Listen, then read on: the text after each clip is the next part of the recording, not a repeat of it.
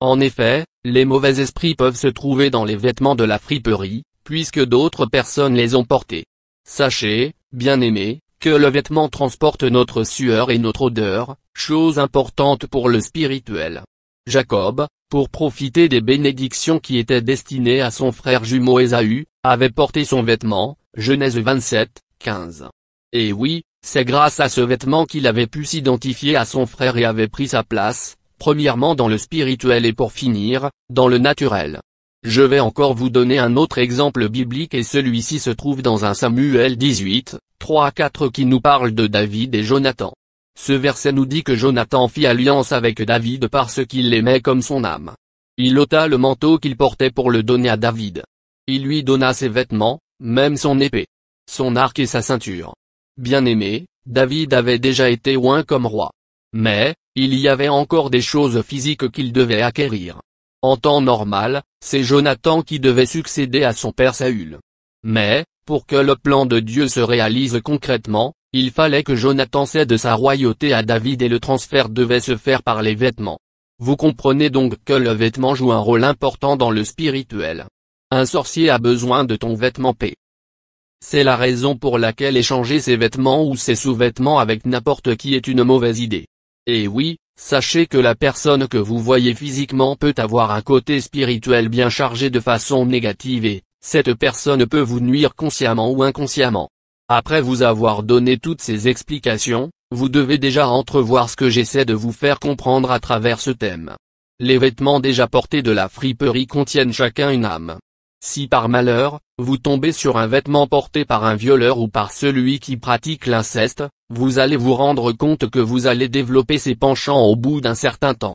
Certaines personnes ne comprennent pas les changements qui leur arrivent subitement. Depuis leur naissance, ils n'avaient jamais été intéressés par certaines choses mais, subitement, ils vont commencer à être attirés par des choses qu'ils détestaient il n'y a pas longtemps.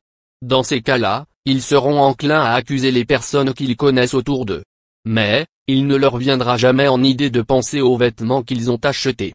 Ils ne sauront pas que ce sont les vêtements qu'ils ont achetés à la friperie qui sont la cause de leurs problèmes. Lorsque je parle des vêtements, comprenez que j'englobe dans. Et oui, vous qui étiez bien sages, vous pouvez devenir des dépravés sexuels uniquement parce que vous portez les sous-vêtements d'une ou d'un dépravé sexuel. Vous allez me demander quoi faire maintenant où la friperie aide beaucoup de personnes à s'habiller décemment dans les pays pauvres? Bien-aimés, je vais vous répondre qu'il vous suffit, avant de porter ces objets achetés à la friperie, de prier dessus. Tout le monde généralement, va se précipiter à laver ce qu'il a acheté, à le repasser et le porter. Pour tous ceux qui l'ont fait, tout est réglé. Mais encore une fois, c'est le spirituel qui commande le naturel. Ce qui est important dans ces objets de la friperie, c'est de prier dessus en vous déconnectant de tout mauvais esprit contenu dans cet objet. Déclarez que vous vous désolidarisez de l'esprit de la personne qui utilisait ce vêtement, cette chaussure ou ce sous-vêtement. Puis, envoyez le sang de Jésus-Christ dessus. Vous n'allez visiblement voir aucun changement mais, le changement se fera spirituellement et vous pourrez utiliser votre objet en toute sécurité. Je ne mets pas de côté le fait de laver cet objet.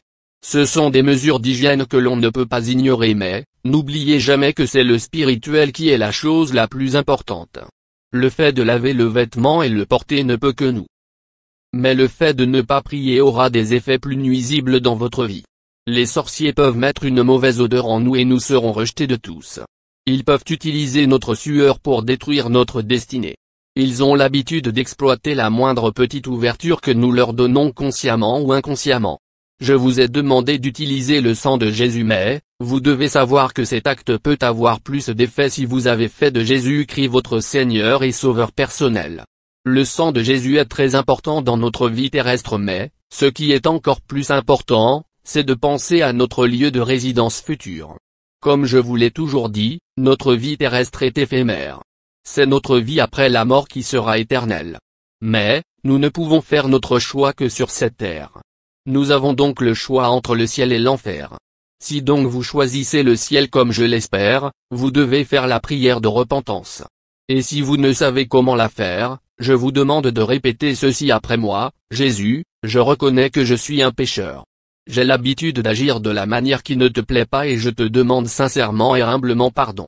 Je te prie de m'aider à te connaître à travers ta parole afin que je puisse agir comme tu veux. Je reconnais que tu es mort sur la croix pour me sauver et, à cause de cela, je t'accepte dès à présent comme mon Seigneur et Sauveur personnel. Viens dans ma vie et fais de moi ce que tu veux. Laisse ton Esprit Saint habiter en moi et me conduire dans toutes tes voies. Merci Jésus, car je sais par la foi que je suis devenu enfant de Dieu et mon nom est désormais inscrit dans le livre de vie. J'ai donc désormais le droit d'utiliser ton sang dans toutes les situations de ma vie. Je vous conseille d'aller dans le site Asovinius dans YouTube pour réécouter les enseignements que vous avez aimés ou alors, pour écouter les enseignements que je n'ai pas mis en ligne. Dans tous les cas, vous serez édifiés.